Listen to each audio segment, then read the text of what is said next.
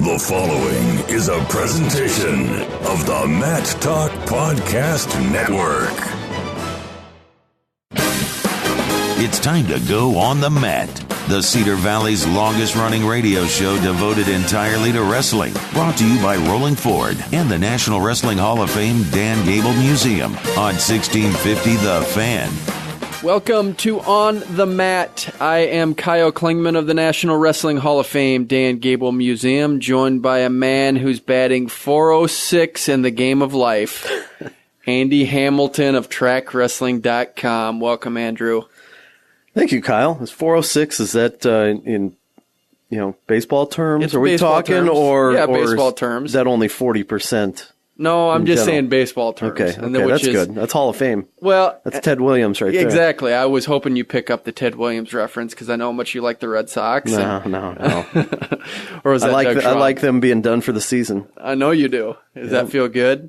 Feels great. Yeah, I'm sure it does. But, hey, we're in a good time for the season of wrestling. We were both at the U23s in Rochester, Minnesota, and from my vantage point, I think it starts and stops with one name, Dayton Fix. What a great athlete. What a great person that we get to be excited about for the sport. He's at Oklahoma State right now, and as we've talked, I think that there's really no reason to bring him out of redshirt with Piccinini being at 25. He's a returning All-American, Cade Brock at 33, and then you have an NCAA champion in Dean Heil. How that's going to shake out next year, I don't know, but my hope is that we get 4 years of Spencer Lee against Dayton Fix. How great would that be for the sport? That'd be a lot of fun. It would be great. A couple times a year, maybe 3. Yeah. They've had some good battles already in the past. I'm sure there's going to be a lot of them for a lot of years to come. I got to think they're both going to be 57-kilo guys for the long haul.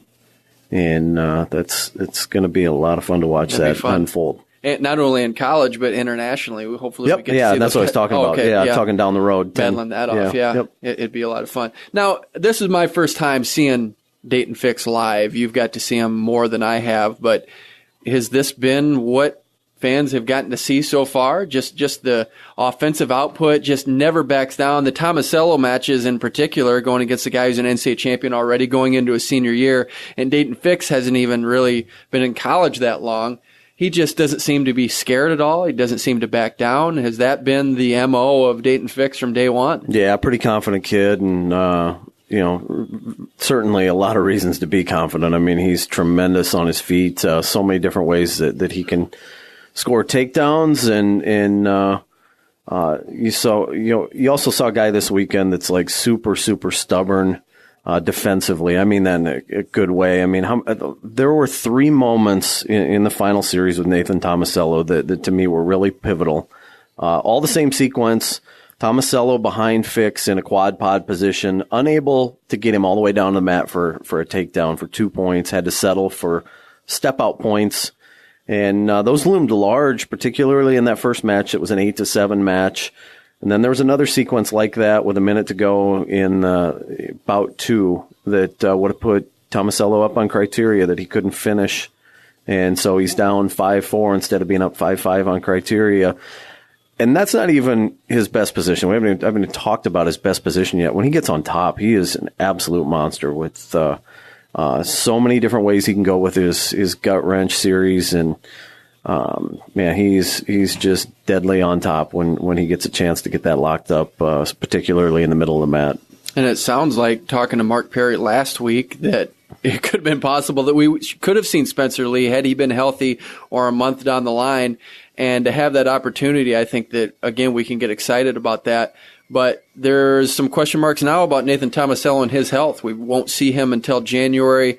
Sounded like he may have popped something in his knee. I don't know if it's an ACL tear. It's been undisclosed about what that injury is going to be. But Ohio State really does need Nathan Tomasello to win the NCAA championship this year, because his points are going to be so valuable in a tight team race. Oh, absolutely. You're talking about a guy that, he's a 3-time All-American who won a national title as a freshman, third the last 2 years, odds-on favorite, if healthy, to be in the finals. Whether, when we were looking at things throughout the summer, whether he stayed at 33 or 25, this is a guy that you've got pegged as being a finalist, and you're talking, 20 points potentially out of your lineup there or more. One of Ohio State's advantages over Penn State when you look at this thing on paper is 1 through 10, 25 to heavyweight, solid at every weight. And so they don't have another Nathan Tomasello in the stable to step in there if he is not healthy. Hope you're enjoying this Thursday edition of On the Mat. We got bumped because of the Cubs game. And I'll tell you what, normally I'd be okay with that, but with the show we have today, we don't take a backseat to anyone. We have Bill Zadick, the head wrestling coach for USA Wrestling. He's the national team coach for the freestyle side. He was part of bringing Team USA a world championship in freestyle wrestling, first one since 1995. And then we have the king of the wrestling world right now, Kyle Snyder, 3-time world and Olympic champion, going into a senior season at Ohio State, already a 2-time NCAA champion, trying to make number 3. You've seen Kyle Snyder in a lot of contexts. Why has he gotten to this point of being the guy and he's still in college? And I think we kind of take it for granted a little bit that here's a guy who's 21 years old. He's a 3-time world and Olympic champion. And we just kind of say, oh, that's Kyle. That's what he does. But when you put it in the scope of the United States, what he's doing is record breaking and it's special. And I hope we take advantage of it this season, watching him compete. Oh, absolutely. And the thing that's kind of hard to wrap your mind around sometimes is he's the youngest guy on the world team this year. On the senior I didn't even think about that. He could have wrestled. Wow. He could have wrestled in the U23 championships. He could wrestle in the U23s for the next 2 years. Yeah. I mean, the guy is phenomenal in so many different senses of the word. I mean, with his approach to the sport, with his work ethic, with his competitive nature, with his skill, just top notch all the way across the board. And hope we get a chance to, talk to Bill about him a little bit and some of the things that have made him special from his standpoint. We are talking about the U23 World Team Trials, which means under 23 World Team Trials, which the U23s are going to be later this year, November? The week of Thanksgiving. Yep. Week of Thanksgiving.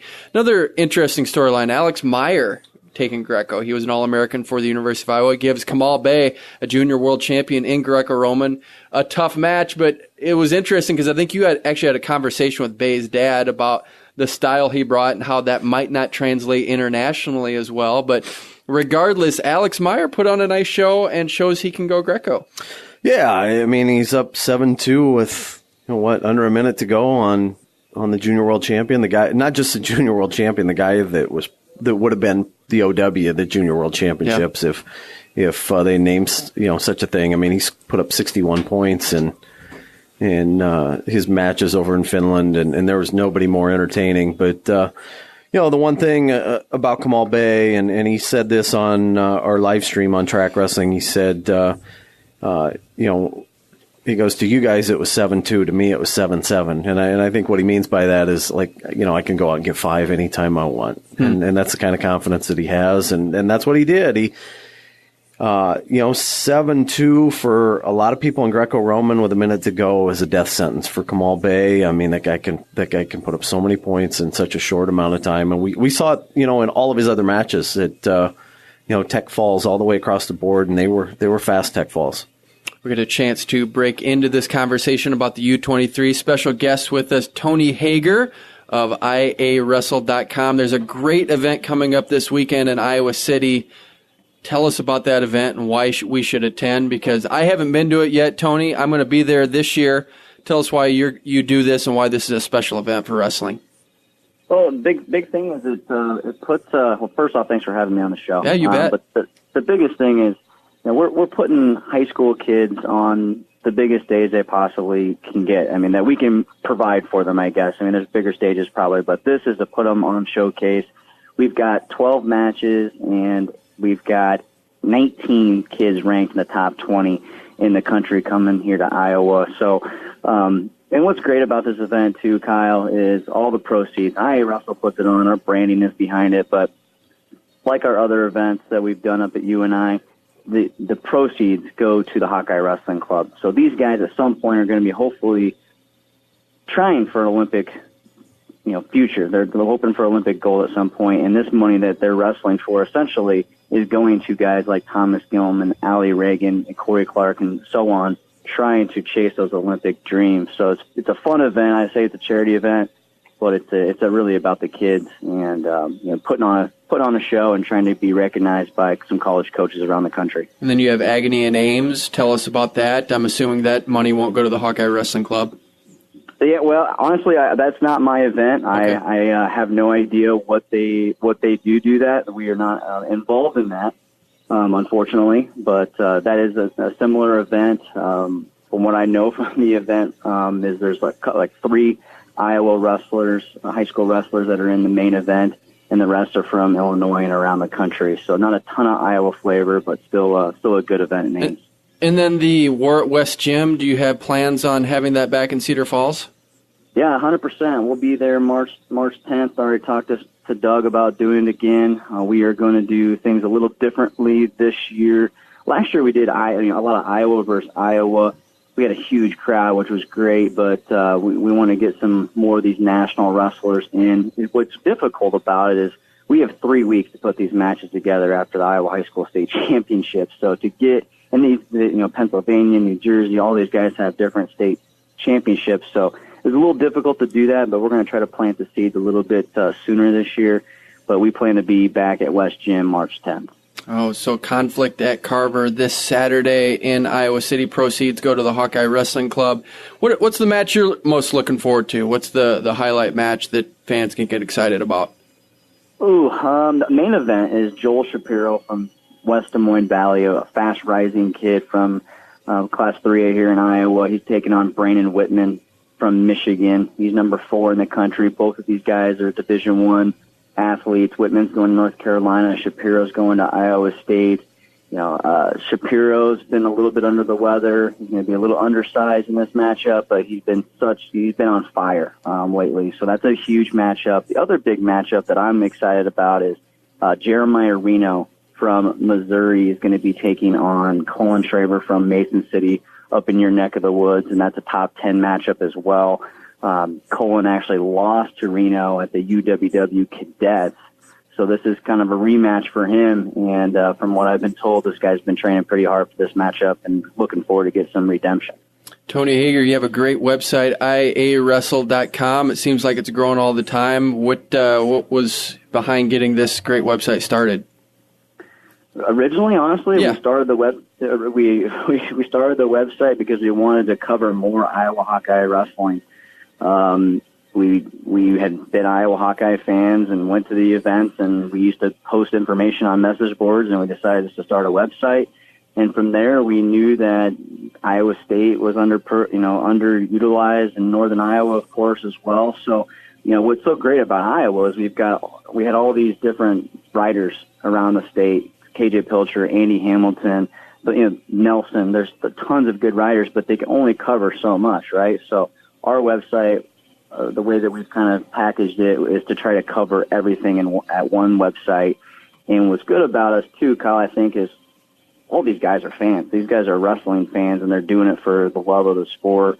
They're not on salary, so they really want to be at the events because we don't pay them a whole lot. So if they're at these events, they're there because they like to see the wrestling. Hey, Andy Hamilton's a big Yankees fan. What team do you root for in baseball? Cubs. You're a Cubs guy? I'm a Cubs guy. So you're okay that we got bumped for the Cubs game we're on Thursday. I mean, you're completely fine with that. So that's good. Hey, I'm excited to be at my first Conflict at Carver this Saturday. Thanks for being on the program, telling us about it. I love that you're doing events like this, and this is why Iowa is the mecca of the wrestling world, is because of great people like you, and we thank you for being on board. Well, I appreciate the time. I want to make sure that you do show up at the right time, though. It's Friday. It's Friday, yeah. But isn't there? At 7 o'clock. There's also a tournament on Saturday. Correct. And I'm going to be at both. Yeah, you're going to be at both. Perfect. So there's 700 kids coming to that tournament. So I just didn't want you to be you missed the event. No, I'll be there on Friday and then be there Saturday too. So I got you covered on both. Sounds great. All right. Hey, that was Tony Hager of iawrestle.com, and you got a chance to know him. I don't know if you've been to that event, but it sounds like it's a great time. Yeah, I was down there, I think the last 2 years I went. And, it's tremendous high school matchups, great action. They do a terrific job with it. And those guys, to see what that site has become is pretty cool. What, like you said, I mean, it's where they started just with, a bunch of guys that were fans. And I think the quality of their work over the last 2 to 3 years it's been neat to see how much that, they've grown as a site. Let's close out. We just got a few minutes to talk more about the U23s and what transpired there. The Greco, we talked about Kamal Bey and what he did and how outstanding he's going to be for the United States. Maybe a couple of other highlights for you of guys that stand out that people are going to want to continue to watch. Sammy Brooks had a good tournament, and he beat an NCAA champion in the final. Best 2 out of 3, won consecutive matches over Miles Martin of Ohio State. You got to feel good where he is right now. Yeah, I mean, going in, I felt like 86 was probably the best weight, on paper when you look at not just Miles Martin, not just Sam Brooks, but Brett Farr, NCAA finalist from Minnesota, cutting down to 86 kilos. Nate Jackson, All-American from Indiana, guy that's super talented on his feet. So you have 4 really high-level guys leading that bracket. Jackson got tripped up along the way, but Sam Brooks was really impressive to me. I mean, just completely shut down Brett Farr on his feet. There was, maybe one opportunity for Farr to score early in the match, but, Brooks was on the legs quite a bit in the second period of that match. And then really just wore Miles Martin out and, heavy pressure that led to a bunch of snap-down go-behinds, down blocks into cradles, and strong performance by Sam Brooks. Richie Lewis, an Iowa connection there too. Went to Iowa Central. He wrestled one match last year for Rutgers and then had season-ending shoulder surgery and comes back and runs through the bracket at 70 kilos, and that was another loaded weight class. He took out Levon Mays, Anthony Colica. I think 10-3, 10-1 were the scores of those matches. Then gets to the best of 3 and sweeps Tyler Berger. That was impressive. We talk about Iowa connections as well. Megan Black and Rachel Waters getting it done, making the women's freestyle team. And real quick, we'll spend just a couple seconds here. Gabe Dean just doesn't have it right now. I went Greco and got throttled in that opening round match at 202 is that? I don't know what the weight class is, somewhere in there for pounds, but I don't know what his future is really in the sport. Well, it's, you go from a guy that attacks the legs for the last 5 years and all of a sudden he can't do that anymore. It's such a different dynamic, to a totally different stance, totally different style. And, we haven't seen anyone make the crossover from college wrestling to Greco with a whole lot of success. Ryan Mango, about the only guy that I can think of, but it's going to be interesting to see what happens with Gabe Dean, if he sticks it out or if he goes back to freestyle, because I think he's got a bright wrestling future somewhere. All right, after this segment, you're batting 407. That was Andy Hamilton of TrackWrestling.com. Up next, Bill Zadick. He's next on the mat. When all you want is sports, all you need is 1650 The Fan. Welcome back. We are back on the mat, 1650 The Fan. I am Kyle Klingman of the National Wrestling Hall of Fame Dan Gable Museum, along with Andy Hamilton. Our first guest is a guy that I like a lot. He is the current U.S. national team coach for freestyle wrestling at USA Wrestling. Happens to be an NCAA champion for the University of Iowa in 1996. Won a world championship in 2006. And he happens to be the second greatest wrestler from the state of Montana. Bill Zadick, how are you doing? I'm doing great, Kyle. How are you? Good. And when you got that list, were you upset that you were number 2 behind Gene Davis? No, I actually got a vote, and I voted for Gene. Because Gene was, I don't think people take into account pioneers and how important those people are to what follows. And Gene was the first 4-time state champ in Montana. He was the first NCAA champion from Montana at a Division I school. He was the first Olympian. And he was a guy that I looked up to and idolized as a young guy. And having people like that, I think are important. And so,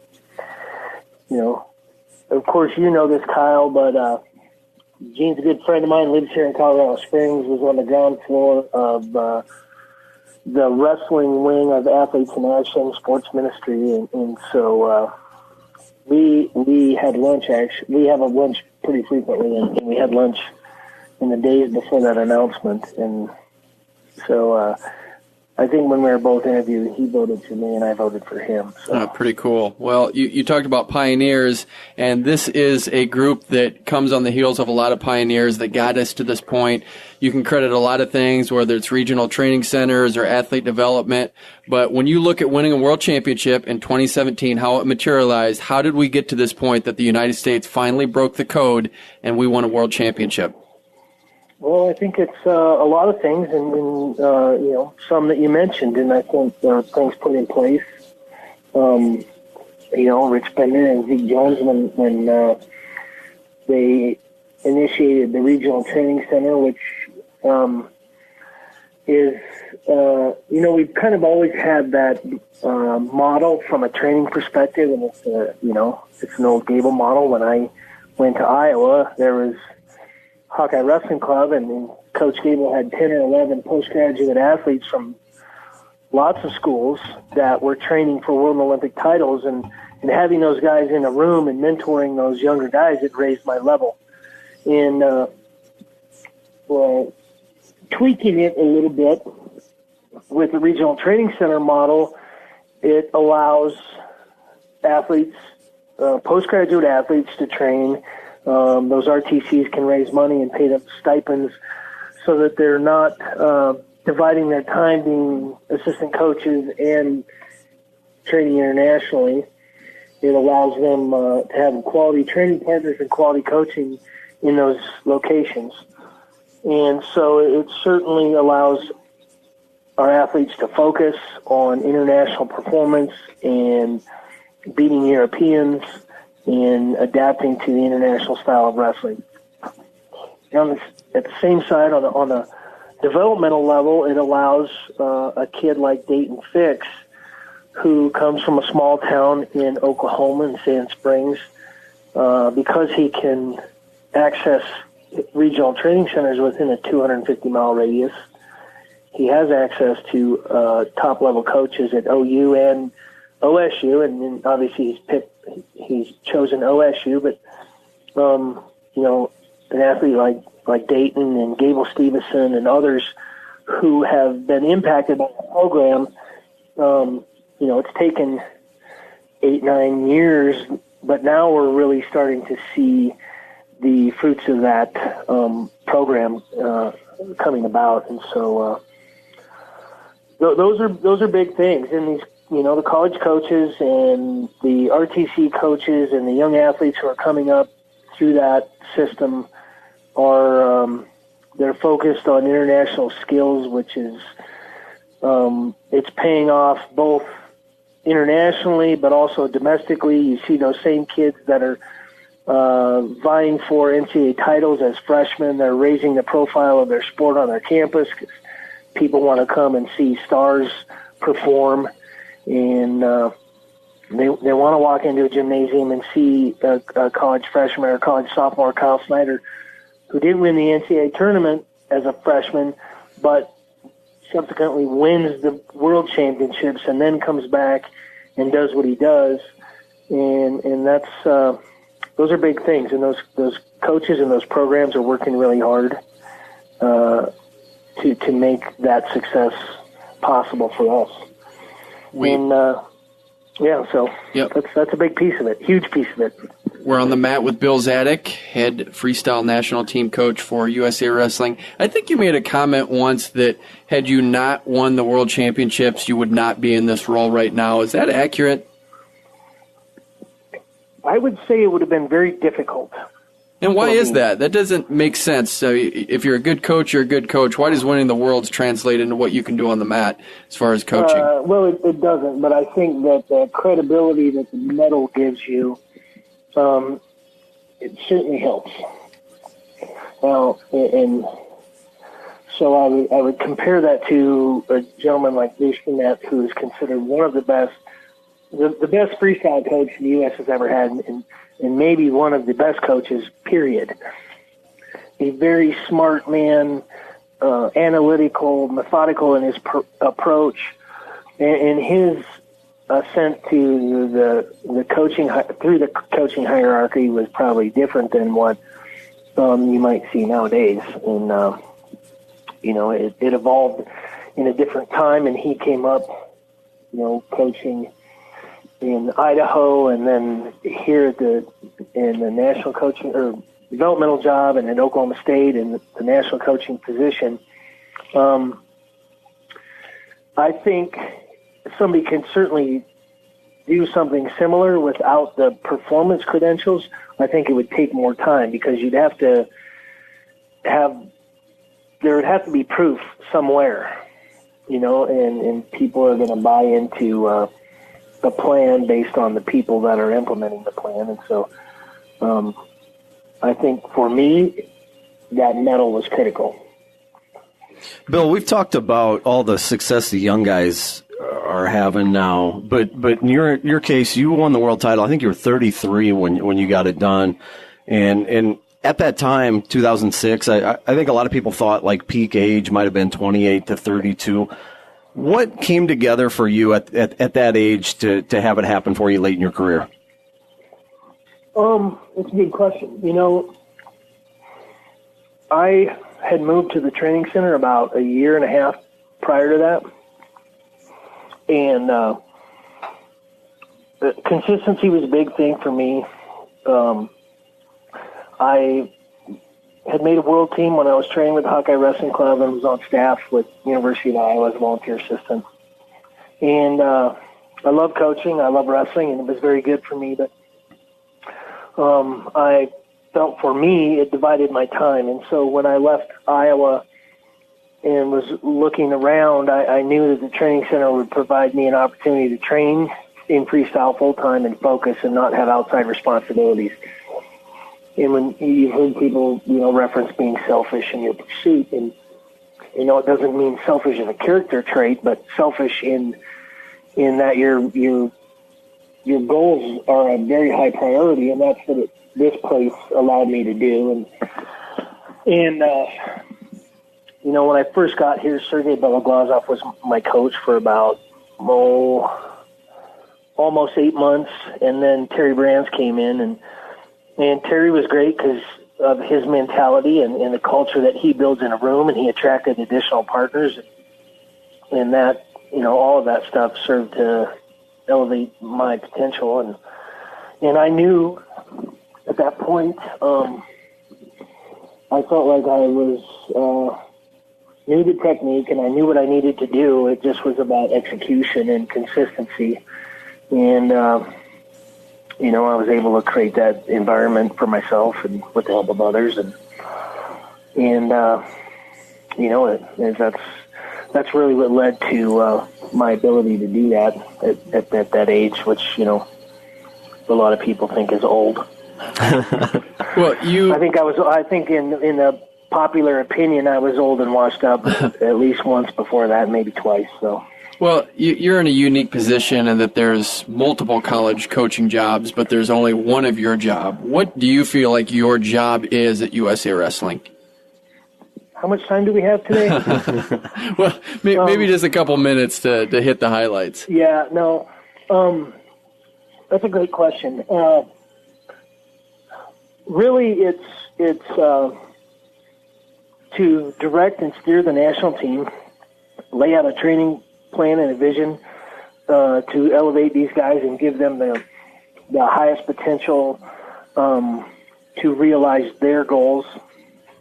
And then another aspect that's a huge priority is to outline and lay out a developmental philosophy and implement that, in actual programs. So the short answer, and that would be it. Okay. Now, I want to just, I don't know if Andy's going to ask this question, but I'll steal it from him because he's the one that told me about this. Something about Kyle Snyder at the Junior Worlds where you guys were going to go out, everyone was having a good time, and Kyle Snyder wanted to know when he was going to be able to train. I don't know if you remember that moment and what that meant, but was that something that you saw that Kyle Snyder was going to be a unique athlete for Team USA? Yeah, and I think what the story you're referencing is shortly after Kyle moved out here, he won the Junior World in 2013. And, I had gotten to know him over the period of about a year prior to that, year and a half maybe.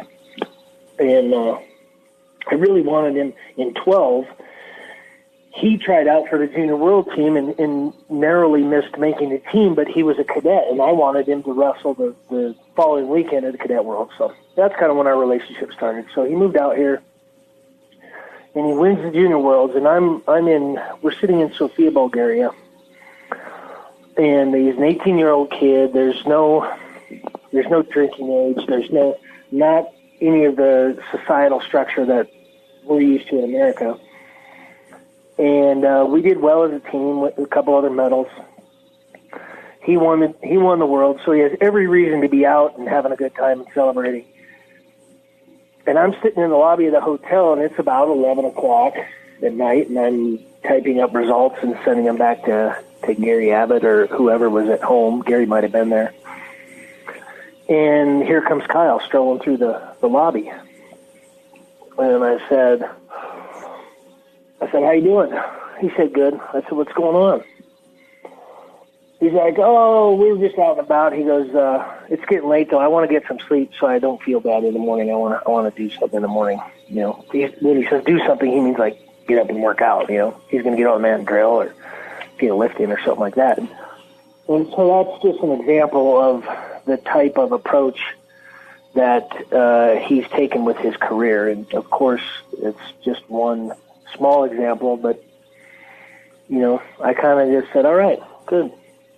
To walk away from your peers and who everybody's celebrating and they're, not that they were doing anything wrong or bad. It's just, it shows a unique commitment to what you want to do. And, he has always had a unique commitment, and he makes the right decisions look easy. And so, he came home and he went to bed and got up the next morning and got a workout in. Before we got on the plane and flew back to the United States. Right. We're on the mat with Bill Zadick, head coach for the Team USA Freestyle National Team Coach. And as we end out this segment, I want to know, you've won the World Championship, got the monkey off your back. Now it's like the real work begins because there's expectations. What are you doing to make sure that we're continually on top? Yeah, it's the target's on our back now, right? Pretty common phrase is, it's harder to stay at the top than it is to get to the top. And so we need to be diligent. We need to be smart. We need to be thoughtful and innovative. And I don't think by any stretch of the imagination that we've quote unquote arrived as a country. I think we had a great performance. We had a great year. We have a lot of very good athletes and that are doing the right things. We've had several consecutive years of our best performances on the developmental side that indicate there's a momentum and we're moving in a positive direction. And we need to keep doing those things and know and understand that when you step out on the mat wearing the red, white, and blue, you're always going to see the best effort from your opponent. And with us doing so well this year, that's only going to increase. And that's okay. That's what we trained for. That's what we wanted, and that's where we wanted to be. And now we're there. And it's just a realization that those are the specifics of where we are, and we need to keep doing it and keep being innovative in our thinking and our training and what we're doing on a daily basis. Bill, your thoughts on the new weight classes? Did those work out the way you wanted? I think they're very good. I think that it's great that we can add weight classes and get back to where we believe we should be with 10 weights and There's a lot of philosophies on how to pick those 10 weights. We could have done a global study of demographics and, space them out based on the average person. I don't know if that would be entirely accurate. I think you'd have to look at the demographics of our sport. And, of course, we used to have, 48 and 52 kilo. But we've missed 20 years of development in those weight categories at the senior side. So if we wanted to move, there's a lot of debate. I think the weight classes are good, and I think they're a good spread. I think, I don't have any problems with any of them. I think we have a lot of talent and a lot of depth. There's great athletes everywhere in the world. We're blessed that we have some very good athletes in the United States, and I feel optimistic about the potential of us filling the new weights with really good guys. Hey, Bill, we have to close out this segment. Really appreciate you coming on the show and giving us your insight. Hopefully we're talking to you next year about another world championship, and we'll have you on to get more in-depth about going back-to-back. Sounds great. All right. Thank you. I appreciate you guys having me. All right. That was Bill Zadick, head national team coach. Up next, we have Kyle Snyder, 3-time world and Olympic champion. He's next on the mat. Log on and listen online at 1650thefan.com, the online home of 1650 The Fan. We are back on the mat, 1650 The Fan. I am Kyle Klingman of the National Wrestling Hall of Fame Dan Gable Museum, along with Andy Hamilton of TrackWrestling.com. Our final guest, world champion in 2015 at the age of 19, Olympic champion in 2016 at the age of 20, and just this year won his third world and Olympic title in a row at the age of 21. Also a two-time NCAA wrestling champion for Ohio State entering his senior year. And he gave us the gift of the first freestyle world championship in the United States since 1995. Kyle Snyder, welcome to the program. Hey, how you guys doing? Thank you very much for having me on. Hey, we're great. We're really glad to have you on the program. And as I read those credentials, didn't really talk about how it came down to you. The world team title was going to come down to you or Sadulayev. You won the match. After the match, there was a celebration by the United States like none I've ever seen. What was it like for you to be being interviewed and to look over knowing you delivered that celebration for the United States? It was cool.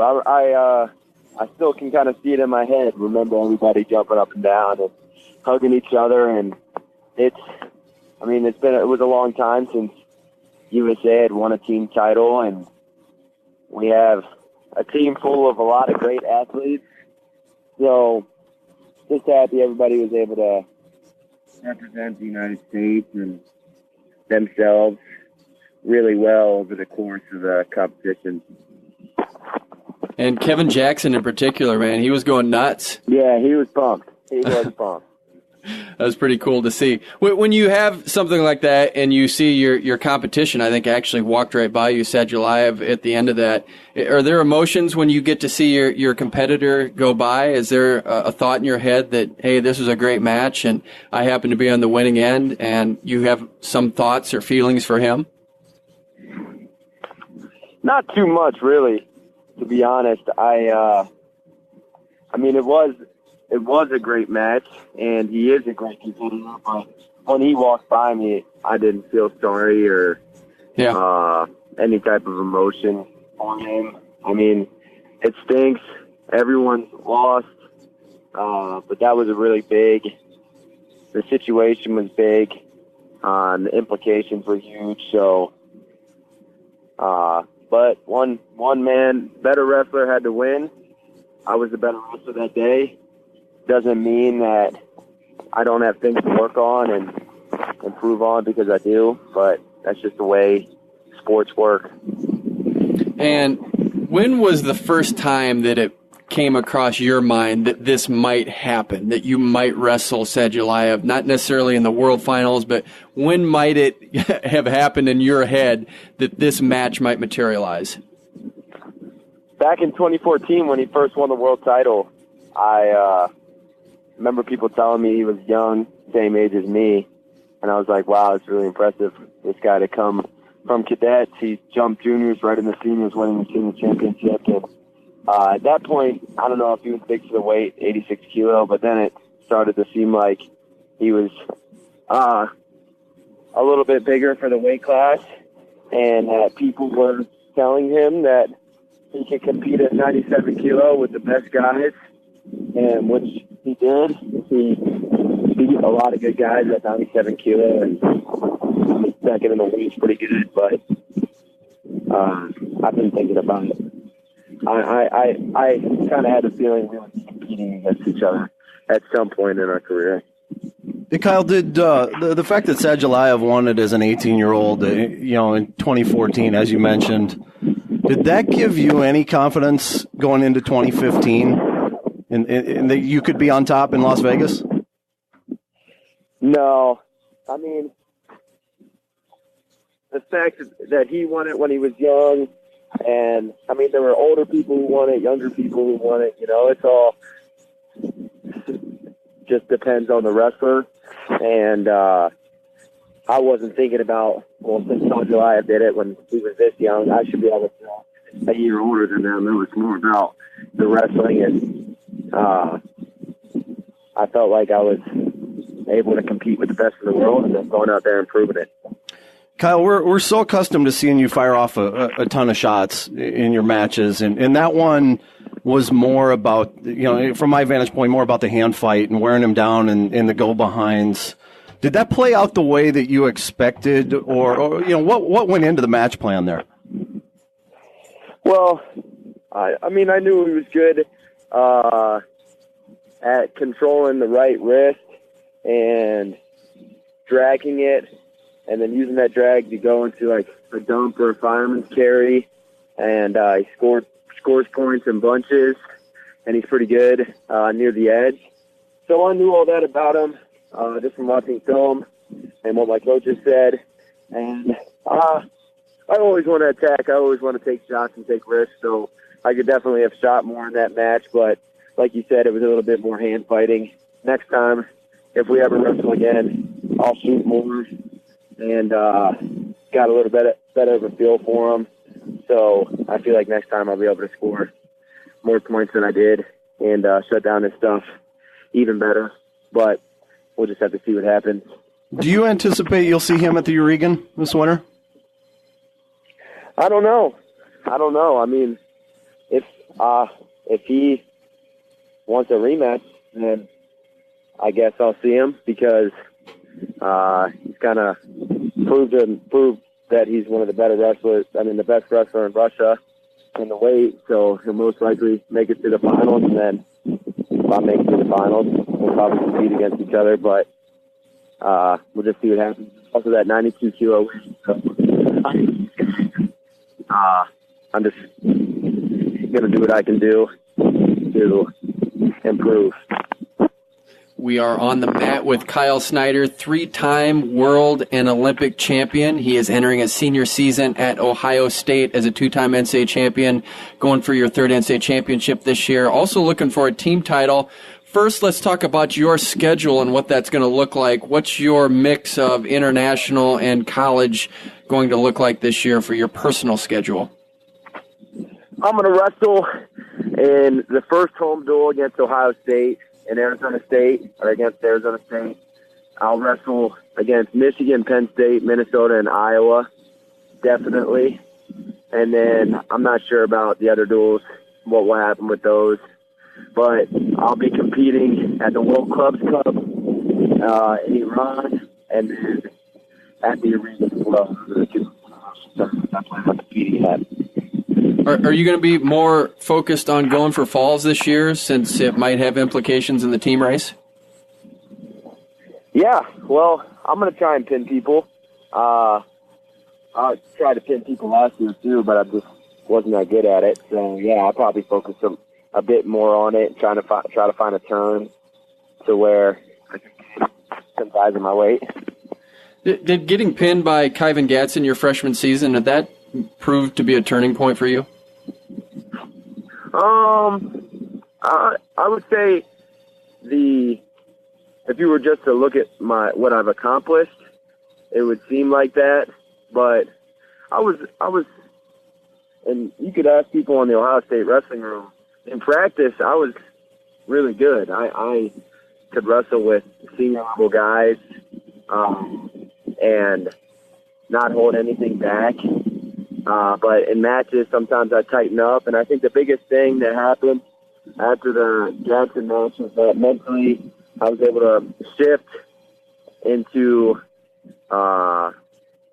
valuing the correct things, which allowed me to compete with more freedom. And the way that I wrestle in practice and the way that I compete now are very similar. And that's a good version of myself. So I don't know if I mean, I got better at wrestling in between the NCAA, the World Team Challenge, and the World Championship, but it wasn't really that much fun for massive games. It was more mental thing, mentality, approach to the sport. And wrestling Kyvan Gadsden this year at the finals of the World Team Trials, it really didn't seem like there was much of a grudge. It just seemed like it was pretty matter of fact, and you had to beat him, and you made the World Team. Yeah, Kyvan's a good guy. There's no grudge or resentment towards him. That's good for him. And then I'm just focusing on myself. And I mean, I think about other competitors sometimes, but for the most part, I try to focus on myself as an athlete. We are on the mat with Kyle Snyder, 3-time world and Olympic champion, 2-time NCAA champion for Ohio State, entering his senior season. And when we talk about the team race, that has to be a lot of fun for you, knowing that you get to be a part of going head-to-head with Penn State this year and what that might look like. What's the vibe of the room right now? Are they pretty excited about being in the mix with Joey McKenna coming in, and you have some additions? Is it a good vibe in the room going into your senior year? Yeah, it's a great vibe. Everybody is excited. I think this is the most depth we've ever had in a lineup at Ohio State, and then also we just have a lot of star power, like you said, with the transfers we have had come in this summer and the guys that have been here for a while. A lot of good wrestlers. And with Joey McKenna coming in, what have you seen that he's brought to the room that could be special? Joey McKenna is a great wrestler. So anytime you can have another great wrestler in your room, it brings some depth in the lower weights, a better person to train with. Plus, Joey's one of my best friends. I love hanging out with him. So it's just been nice to anytime a good friend can compete with you. It's fun. Now, Tervel Delagnev at the U23 said that you get nervous to wrestle him too close to competitions. How true is that? I don't get nervous. I get nervous anytime I wrestle him, because every time we wrestle, it's like there's a lot on the line, you know. We've been wrestling each other for a long time. I want to beat him every time we wrestle, and I don't beat him most of the time. So I believe I can. So when we wrestle, there's always that little bit of tension. But I'll wrestle Tervel any day of the week, no matter where or what time of the year it is. He's got to be a lot of fun to have in the room. Yeah, he's the best. Who's the guy that keeps it light at the Ohio State room? Who's that guy that's kind of the goofball and keeps things fun? I probably do a pretty good job of that. I don't take things too seriously and make jokes, but everybody's pretty light. No one is over the top in intensity with training. As you move out of the college scene, of course, you want to continue to keep competing internationally, but what do you want to do? Do you have ambitions of coaching? Do you want to be in administration? Do you have some ideas what the end game looks like for you professionally? No, not really. I want to compete for a while and then potentially go back to school and get a different degree, maybe in business, and pursue that, possibly coach. But right now I just know I want to compete for a long time, and I know that I think I would like to get a business degree from somewhere. Tom Ryan said you could be president of the United States one day if you wanted. That'd be pretty cool. I like that. I would like that. That'd be awesome. We'll be your first 2 votes if you decide to do that. But it's the Electoral College you got to worry about, so just make sure you campaign in Iowa first. So, and we're the first state for it. Hey, we appreciate you coming on the program. We're excited about what this season's going to be, and you leading the way. Congratulations on another successful season and bringing Team USA a world championship for the first time since '95. We enjoy watching you compete and looking forward to another season.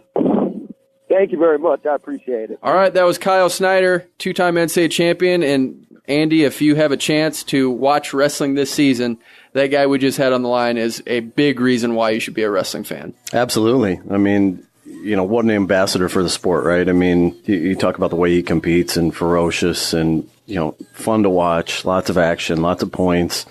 But such a humble guy and such a good, ambassador representative for the sport. Yep. It was a lot of fun having him on the program. For Bill Zadick and Andy Hamilton, I'm Kyle Klingman of the National Wrestling Hall of Fame Dan Gable Museum. You've been listening to On the Mat on 1650 The Fan. You've been listening to On the Mat, the Cedar Valley's longest-running radio show devoted entirely to wrestling. Brought to you by Rolling Ford and the National Wrestling Hall of Fame Dan Gable Museum on 1650 The Fan.